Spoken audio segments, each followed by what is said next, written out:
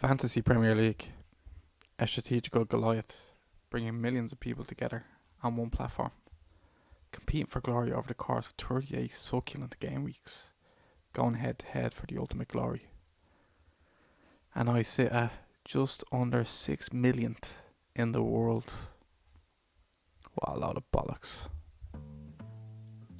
It's been a couple of weeks since he put out a Fantasy Premier League podcast. I think we missed... Well, it's actually the first Premier League podcast since before the World Cup, properly before the World Cup. The first time there has been any real changes in the stats. And naturally, I forgot to collect the stats for game week 18. We're on game week 19 now at the moment. Currently only finished with Man City beating Chelsea 1-0. But fear not, because I do have the stats for game week 17, and I clearly have the stats for game week 19. So there's still some stats. I have a list of the highest game week scores throughout the whole season so far, apart from game week 17, because it was obviously happening in between possibly my birthday and being extremely hungover for about 3 days. But yeah, in that time I forgot to record the highest game week score, so I'm just gonna put myself down because I deserve it, okay? And I'm not gonna tell you how much points I'm gonna give myself, but I'm gonna be taking that 100 quid next week. But anyway, we will start by talking about game week 17. We have to talk about game week 17. I know it's ages ago, it's a long time, it's about 2 weeks ago nearly at this stage, but we have to talk about it, we have to go there. So I only saved a screenshot of the top 13 players. I did this on the 29th of December. For game week 17, I didn't think it was necessary. I recorded the highest game week score, which was Trev McLeod with 106 points, only 3 shy of Chris Kennedy, which would have obviously gotten the highest game week score to take the 100 quid. But I didn't feel it necessary to take the screenshot more than that, because at this stage of the game, no one really gives a shit about the bottom. The bottom are going to be refreshing in after next week for game week 20. So it's really only about the top spots, and realistically, anything below 7th is really, really pushing it at this stage, especially in game week 17. So for game week 17, you had Derek Carey staying up top. Adam Kennedy, this actually kind of went, even when I was talking about it to Owen and stuff like that, this kind of went under the radar, because obviously Trev got 106 points, but Adam Kennedy got 103 points to bring him up to second place. And this,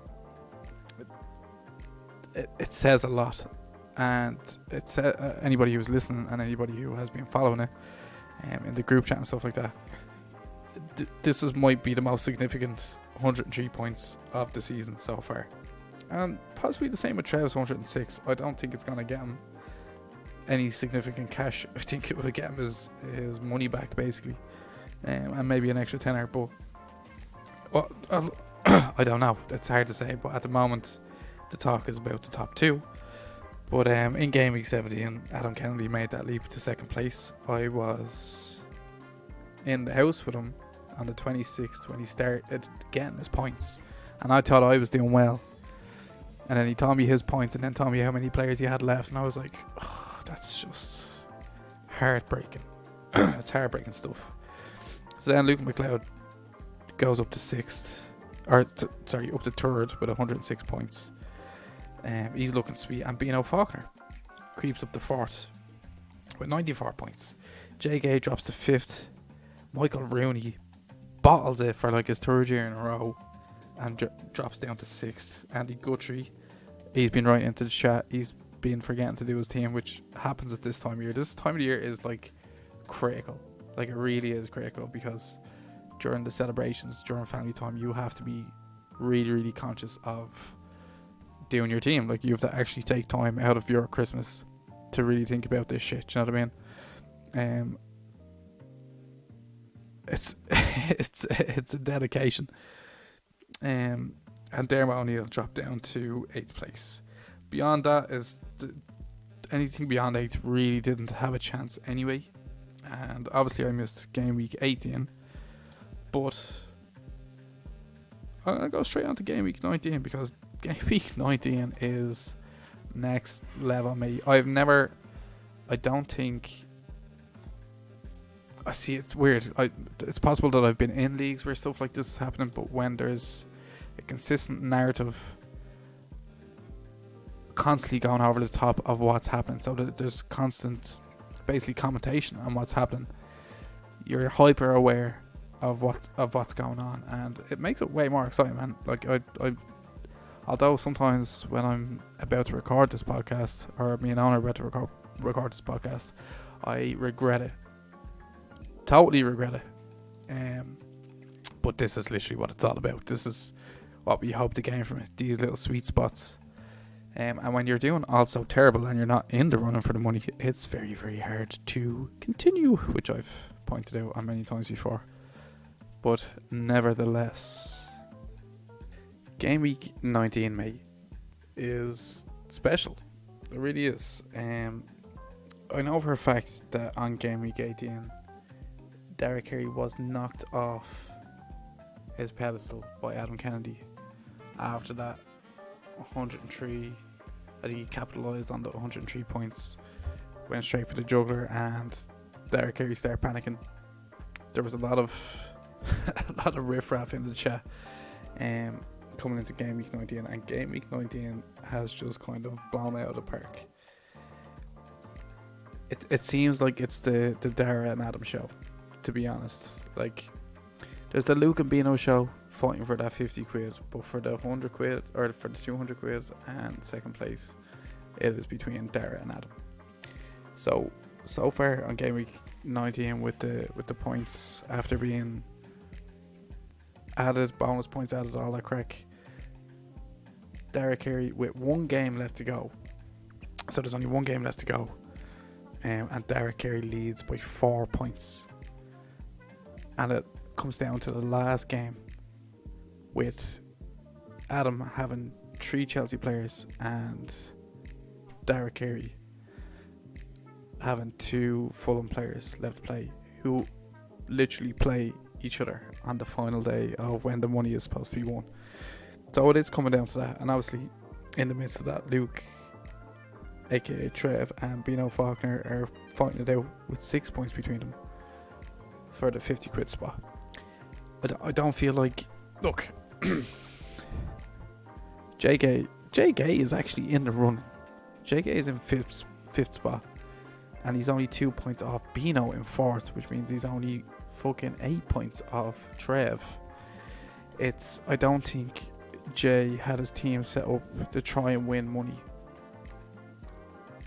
before next week. I think he didn't realise that next week was the money, so I don't think he had his team set up to win this. I don't even think he has more players to play. He only has one more player to play in Andreas for Fulham, whereas Bino's a Chelsea fan. He has 3. Oh Jesus! So he has 3 Chelsea players and 3 Fulham players, which will kind of have a negative effect on the game next week, unless it's like I can't even figure out on the spot what his best points would be. But Mitrovic won't start because he's banned after accumulating so many yellows in the league. He has his captain Sterling, who went off injured in the City game. He has Mount, who wasn't even in the game week squad through injury. And then he has Andreas, Riem, and Cucurella, which is they're kind of conflicting. Unfortunately for Bino, which might keep Bino out of the top 3, which in turn will probably keep JG in 5th. But not to worry. The Wet Brain Cheeks Invitational Part 2 starts on game week 20. So if you're interested in getting back into it, I know a lot of people have sent their money already. A lot of people are itching. To get into it. It starts after next Wednesday, game week 20, and it's bound to be a lot of fun, considering there's some people that are at major advantage and there's some people that aren't after using all their chips. Derek Carey this week got 76 points.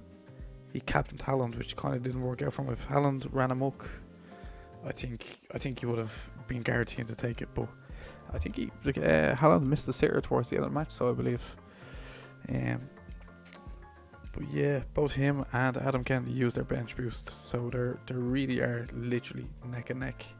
Adam had Rashford as captain, which I think, actually, for a Liverpool fan, Adam's United players are his saving grace, really, because his bench boost is doing him fuck all.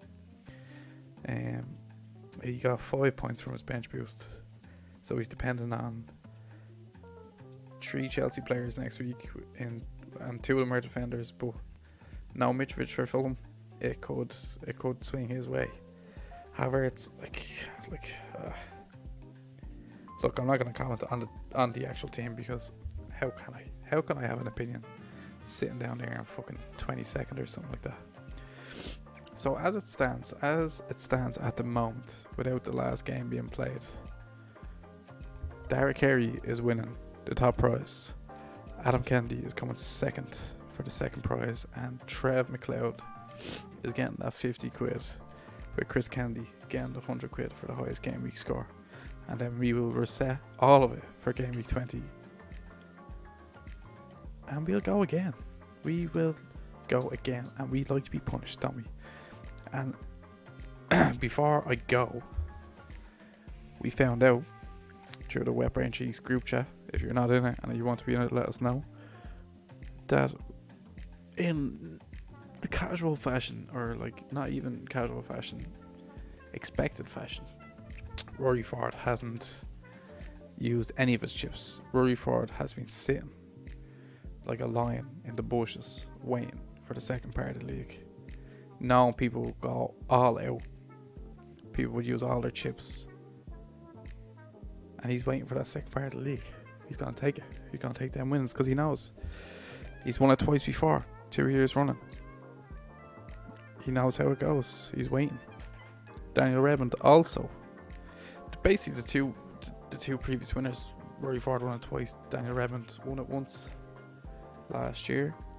Daniel Redmond hasn't used any of his chips. He's been waiting for the second half of the league, so it might be the Derek Carey and Adam Kennedy show now at the minute, which Derek Carey is always in and around the top, and he has won money before. I did not expect Adam Kennedy to be up there, to be honest, fighting for that money. So fair play, Adam. Congratulations, and may the best man win.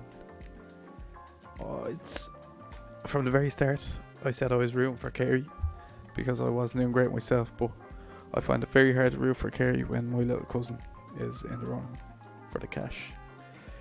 So yeah, that's really it. Me and Hags will do a proper podcast to kind of finish out the first half of the season before game week 20 resumes. But I hope you've been enjoying it, and I hope you'll get back in. Even the sore losers who aren't too happy about it. Well, look, right. If Stephen Ryan can get back in, anybody can. Stephen Ryan currently sits at 18th.